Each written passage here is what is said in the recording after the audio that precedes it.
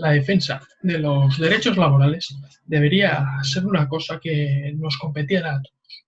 Hoy, en nuestros diálogos, analizamos la precariedad laboral con un abogado laboralista y economista. Cabecera y comenzamos.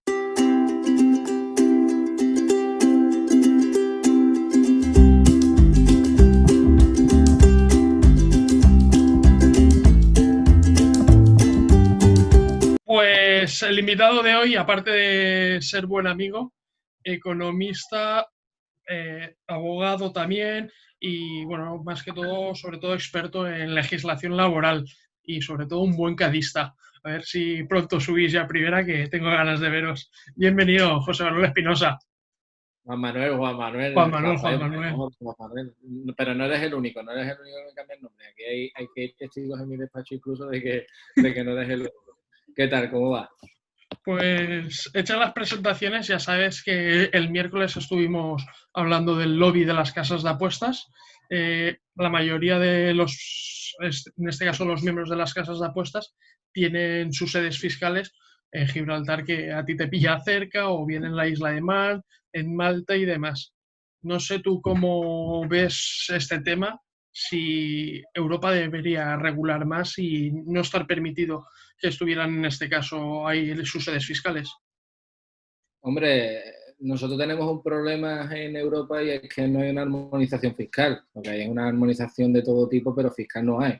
Entonces, claro, tenemos pequeños nichos y pequeños paraísos fiscales, como puede ser Gibraltar, en las que todas estas empresas pues tienen un nicho de mercado bastante grande y terminan haciendo una actividad que les sale rentable, aunque terminen teniendo establecimientos permanentes en España, pero al final les sale lo comido por lo servido y al final obviamente tiene muchas más ganancias de esa forma. Entonces, teniendo en cuenta esto y teniendo en cuenta todas las posibilidades fiscales y los beneficios fiscales, ya no beneficios, sino paraíso, ¿no? Precisamente de poca imposición fiscal de estos aspectos y de este tipo de juegos o de otras empresas, de otro tipo de empresas, pero aquí que estamos hablando de juegos, pues de juegos, pues hace que al final todas estas empresas radiquen allí. La Unión Europea no dice de momento nada, puede dar algunas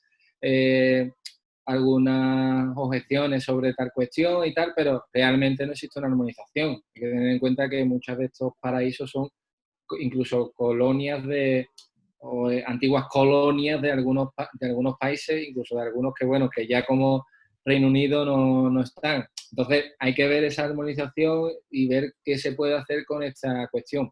Obviamente lo que hay que tratar es de legislar fuerte contra estas empresas, a mi modo de entender, en nuestro territorio, todas aquellas empresas que estén en paraísos fiscales, como se ha ido realizando, por ejemplo, ya que me has comentado el tema laboral con respecto al tema de los ERTE y el tema de las bonificaciones. Yo creo que todas aquellas empresas que tengan su sede social y tengan su empresa con su balance consolidado en este tipo de paraísos fiscales, yo creo que tendría que ser lo más restrictivo, tanto en España como en el resto de países europeos, fiscalmente con ellos. ¿No? Esa es mi opinión. Y a partir de ahí ya partiremos de casos particulares, de asuntos particulares de empresas, pero a modo general es lo que te puedo decir con respecto a ese tema. Hablábamos de los ERTES y legislación laboral. Tú eres muy activo de defensor de luchar contra la precariedad laboral. ¿Qué podemos hacer? ¿Qué podemos hacer un ciudadano cualquiera en esta Pues te materia? comento, realmente la precariedad laboral siempre se mira desde un prisma de que el perjudicado siempre es el trabajador. Y yo creo que aquí perjudicados somos todos cuando existe precariedad laboral, porque al final las cotizaciones, los impuestos, todo va a una hucha, digamos, común, que al final eso es lo que redunda en todo este tipo, por ejemplo, de ayudas que están sucediendo con respecto al COVID, ¿no? Al estado de alarma, esos ERTE que se están pagando. Todo eso viene de esos impuestos y de esas ayudas que se han ido realizando. A mi modo de ver, yo creo que como se va hablando mucho y cada vez se va hablando más de esos tipos de contratos únicos, etcétera, etcétera, a mi modo de ver, el tema de la precariedad laboral se solucionaría con flexibilizando muchas cuestiones, sobre todo el pequeño y mediano empresario, y ajustando un poco ese ojo de la inspección ya no solo a los pequeños, sino también a los mayores. Un mayor control, entiendo, de la inspección de trabajo, pero siendo más flexible, no siendo tan férrea. Hay que tener en cuenta que la inspección de trabajo, cuando te coge, digamos, va directamente no a enseñarte, digámoslo así, sino directamente a sancionarte. Y además hay poco, entonces termina pagando justo por pecadores. Las empresas o los pequeños empresarios pues prefieren pagar más en negro que nada, porque ya te han subido el salario mínimo, ahora ya ni siquiera el convenio te ampara. Esa es otra historia de lo que se tendría que hablar, de que si tenemos en España presumimos de negociación colectiva y tal, no se entiende que se ande subiendo cada 2 por 3 por decreto, por ejemplo, el salario mínimo. Yo creo que eso debería de ser un acuerdo entre sindicatos, entre patronales, entre trabajadores y empresarios, incluidos los autónomos, que son aquellos que están ahí en medio, entre empresarios y trabajadores, y llegar a un acuerdo y ese acuerdo garantizaría una mejora seguramente de salarial a medio y largo plazo, puesto que lo que parece ser que algunos pretenden de que las mejoras salariales se hagan de un día para otro, y los procesos económicos y sociales de un día para otro lo que se puede hacer es hundir a una economía, como está pasando con el tema del COVID, pero que crezca tiene que ser todo muy paulatinamente y crear una seguridad jurídica notable para que entre tanto capital externo como interno. Hay que tener en cuenta que en España además tenemos una asombrosa cantidad de trabajos negros, de economía sumergida que básicamente lo que hace es soportar a toda esa masa de desempleados que tenemos en nuestro país y que ha existido siempre, porque si no hubiera existido esa masa de economía sumergida, además, seguramente aquí habría habido una revolución ya, pero la gente termina viviendo de chapuza, termina viviendo de pagos en B por aquí y por allá, y al final termina llegando a fin de mes como puede.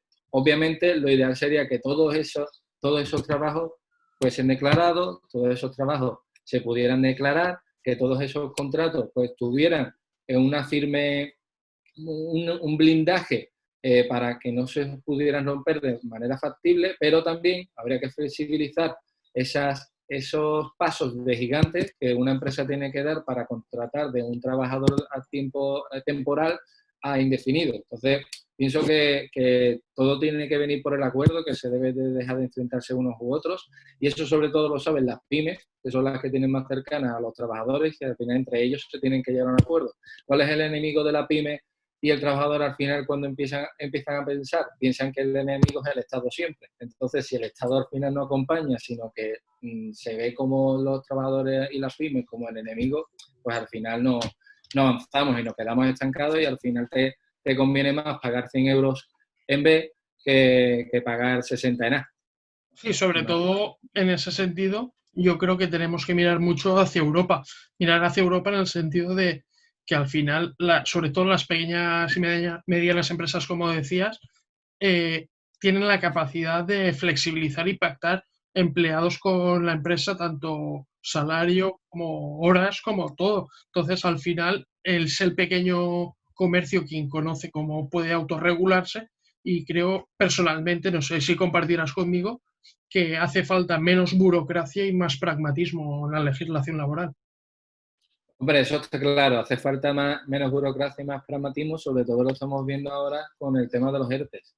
Ahora mismo yo me he tenido que estudiar hasta 3 reales decretos para saber qué está pasando con los ERTES, incluso estudiándote los reales decretos te viene una instrucción de gestión de trabajo que te interpreta a su manera y a su modo el Real Decreto. Por tanto, lo que te leas en el Real Decretos viene asumido porque una inspección de trabajo en determinado momento vaya interpretando según vaya conveniendo, según vayan entendiendo ellos ese Real Decreto, lo que se debe hacer con respecto a los trabajadores, con respecto a las bonificaciones. Igualmente, tienes que tratar con respecto a este sentido con la tesorería te pone problemas por un lado, te pone problemas el SEPE por otro, te pone problemas por la autoridad laboral por otro, y cada uno va jugando según su liga, y los que estamos en medio, y en este caso pues tenemos que gestionar a estos trabajadores y a estas empresas, pues lo pasamos francamente mal porque no tenemos la posibilidad de asesorar de una forma 100% correcta y segura a nuestros clientes o a toda persona que nos llegue. Entonces, eso hace todo muy complicado, hace que tengamos que enviar 2, 3 escritos cuando se podría enviar uno, cuando todo se podría hacer mucho, mucho más sencillo y como comenta, hay una falta también, entiendo, de digitalización que también nos falta, que también existe, que debería de obligarse, por ejemplo, como los DNIs, ¿no? Que a partir de 14 años ya se tiene la obligación de llevarlo aquí, debería de adjuntarse junto con ese DNI y de una manera muy sencilla y muy factible el tema del certificado digital, aunque sí que es verdad que existe un DNI electrónico, pero las personas no saben para qué realmente lo utilizan, para qué realmente sirve y al final tenemos una administración que debe de abrir la baraja, abrir las declaraciones responsables, todo lo que se presente, porque el 80% de la población no tiene ni pastorera idea de lo que es un certificado digital, no lo utiliza, y ahora, cuando llega el tema del COVID, pues tienen 100 folios, cuando podría tener esos 100 folios metidos en un pendrive, lo envía a la sede electrónica y listo. El problema es que ahora también la sede electrónica tiene problemas, también se cae, y ahora ¿a quién acudir? Entonces, son unos problemas que van derivando unos u otros y ya no solo el exceso de burocracia, sino la falta de material técnico para poder agilizar todo y sobre todo me especifico, por ejemplo, en la justicia. Como abogado, digamos, lo sufro todos los días y sobre todo ahora con el tema del COVID se nota muchísimo. Entonces, yo creo que menos burocracia y más organización y más medios técnicos para poder solucionar todo de forma telemática para evitar tantos desplazamientos, para evitar tal y para evitar tantos trámites absurdos, en mi opinión. Sí, yo creo que, por ejemplo, la administración española, y eso lo he denunciado varias veces, sigue estando en el siglo XIX cuando realmente las personas vivimos en el siglo XXI. Y hablabas de COVID, ERTES, todas esas personas que, por desgracia, tienen que trabajar en B para poder sobrevivir. ¿Crees que el futuro va a ir a peor? Es decir, ¿crees que va a haber más precariedad post-COVID que pre-COVID o va a ser difícil todavía? Pues es que esa pregunta es como la bola del futuro, ¿no? Para tener una bola, digamos, de estos de los adivinos, para ver exactamente si dentro de unos meses, qué pasará dentro de unos meses, pues sobre todo con el tema del virus, con el tema de la evolución económica de nuestro país, si ya a la gente le da igual, los extranjeros vienen a nuestro país, le da igual el virus, si nosotros le ponemos más restricciones, menos restricciones, si la actividad habitual puede seguir y la actividad económica no se vuelve a parar y se sigue moviendo y moviendo y poquito a poco vamos avanzando. De todo eso depende. Obviamente es que si no es de una forma, es de otra. Ahora mismo la precariedad laboral ya no es que sea precariedad laboral, es que ni siquiera va a haber laboral, ya ni siquiera va a haber empleo. Los trabajadores van a tener que hacer encajes de bolillos y chapús continuamente para poder llegar a fin de mes cuando se les agote sus prestaciones, cuando se les agote cualquier ayuda que tengan, como ahora la del ingreso mínimo vital, que todos estamos a expensas además de las ayudas que nos lleguen desde Europa. Entonces, yo no sé si esto nos va a llegar hasta el 31 de diciembre, si nos va a llegar hasta 2021 y hasta cuándo. Lo que sí es verdad es que creo que esta situación, el intermedio entre ERTES, entre situación económica adversa, entre COVID, yo creo que no puede durar más de un año porque entonces sí que digamos que se notaría muchísimo más esta situación. De momento tenemos un margen todavía de recuperación, tenemos un margen de poder recuperarnos, pero sí que es verdad que hay muchísimas familias que ya están sufriéndolo, que no van a volver a recuperar su trabajo, independientemente de lo que ocurra, y que ya está comenzando a haber también concursos de acreedores de muchas empresas que no pueden soportar la carga que ya llevaban antes por su X gestión, sumada ya a la crisis del COVID, que esto no se recupera un día para otro, es como lo que comenté antes.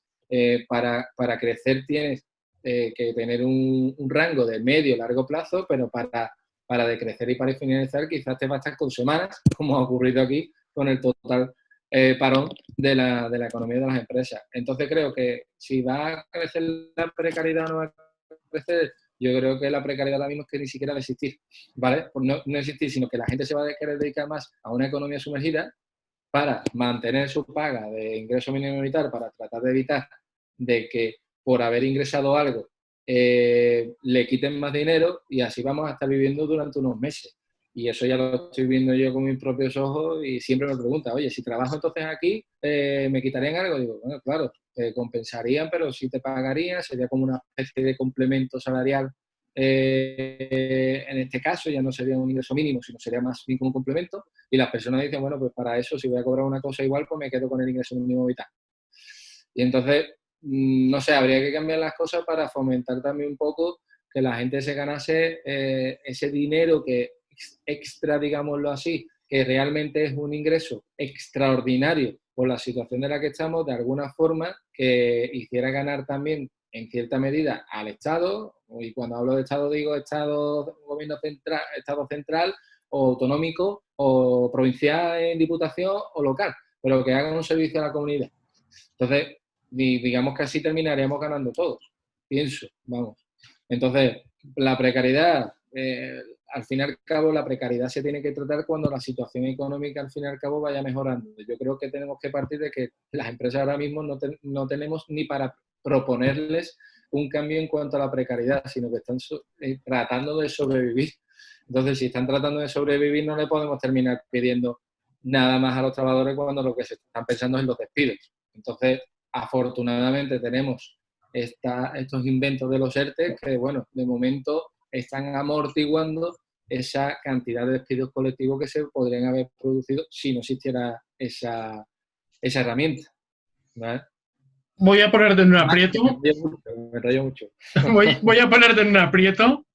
Imagínate, Sí. imagínate que acabamos la entrevista, te llama Sí. Pedro Sánchez y dice, Sí. quiero que seas el nuevo ministro de Trabajo. ¿Cuál Sí. es la primera medida que propones? La primera medida, bueno, en primer lugar, como he comentado hoy, sacaría una nota o sacaría una aclaración con respecto a los ERTE a modo general, pero aclarándolos realmente y no confundiendo más a la población y a las empresas y tal, porque cada vez que sacan una nota aclaratoria, a veces parece que quieren confundir más al personal. Entonces, eso es lo primero que haría. A posteriori, pues seguir apostando fuertemente, como parece ser que se está tratando de apostar por la negociación colectiva, de que sean las asociaciones de empresarios, además de cada sector, tratar a cada sector de forma también diferente, porque cada sector tiene sus peculiaridades, cada sector tiene sus demandas, cada sector tiene sus pros y sus contras. Hay sectores que la crisis le ha venido muy bien, esto es como todos los sectores, hay sectores que la facturación por ejemplo, las industrias químicas o farmacéuticas, obviamente están tirando hacia arriba, igual que aquellas empresas que se han convertido en fábricas de mascarillas. Todas esas empresas están cada vez creciendo más, necesitando personal, etcétera, etcétera. Pero, sin embargo, hay otros tipos de empresas que sí que es verdad, por ejemplo, sobre todo en los temas de la hostelería y sus derivados, que no hay que olvidar que hay empresas que no viven directamente de la hostelería, pero sí viven de que haya turistas, como puede ser una tienda de libros o de revistas o de tal. Si no hay turistas, ellos no se dedican a la hostelería, pero sí que entran dentro, por ejemplo, de que si no hay turistas, no venden. Entonces, todas estas cuestiones yo creo que se deberían de tratar por cada grupo, al igual que el asunto de autónomos que también se ha ido tratando, al menos hasta el 30 de septiembre, y yo creo que se deberían de ir reuniendo cada semana para ver qué hacer. Obviamente ahora mismo proponer una ley es adelantarme a algo que no tenía nada que ver. Igual esto de la reforma laboral, de intentar colar una reforma laboral o de la derogación de una reforma laboral ahora, hay que recordar que gracias a la reforma laboral que se hizo en su día, que quieren derogar, tenemos los ERTES.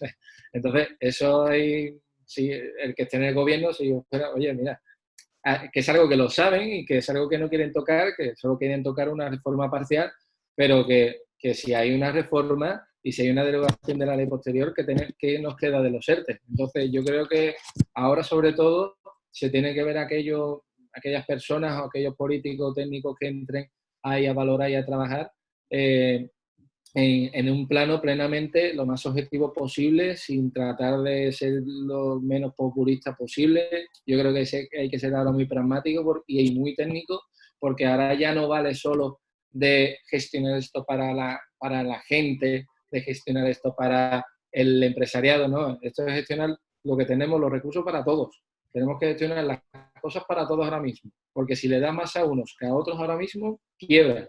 Entonces tenemos que tener un equilibrio. Si no tenemos un equilibrio, esto se nos va. no pueden ser más los trabajadores que las empresas y no pueden ser más las empresas que los trabajadores, porque si no, por algún lado se nos va, por algún lado se nos va. Y entonces lo que yo apostaría es seguir apostando por cómo se está haciendo en esa negociación colectiva y que los mismos empresarios y que los mismos sindicatos representantes de los trabajadores y otras asociaciones de trabajadores, etcétera, porque no solo de comisiones obreras y de UGT vivimos, sino que hay otras asociaciones de sectores concretos que quieren también pues, poner su voz y su camino y que no merecen ser tapados, pues apostar por ello y de esa forma yo creo que no saldremos de nada de momento, pero sí que al menos no nos hundiremos más, que de momento no es poco. ¿Vale? Sí, es como digo yo, la teoría de la manta, por lo menos no se puede tapar todo, pero sí que minimizar los daños.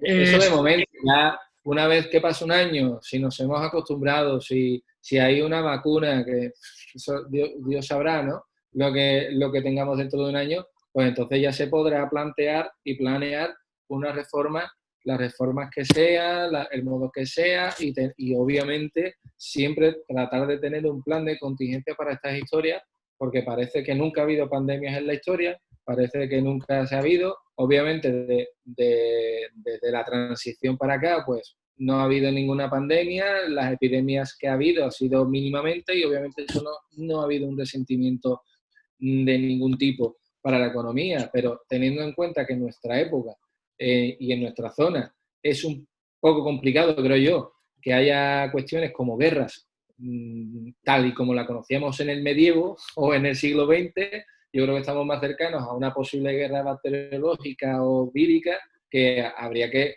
prepararse para ello y que para eso tenemos nuestras Fuerzas Armadas y nuestra sanidad pública, que debe de prepararse lo máximo posible para sostenerlo. Y de esa manera, pues, evitar lo que ha estado sucediendo y lo que nos ha sucedido, que al final somos de los países más perjudicados del mundo y siendo una pena, no, lo estamos llevando lo mejor posible y yo creo que España puede salir de esa y como dice Rajoy, y muchos españoles, ¿no? Espinosa, ya sabes que todo lo bueno se acaba. Es un placer poder hablar contigo porque, vamos, Igualmente, eh, eh, eh, igualmente. eres un Me experto en la encanta, materia. me encanta que estés ahí en la montaña, que estés respirando aire puro.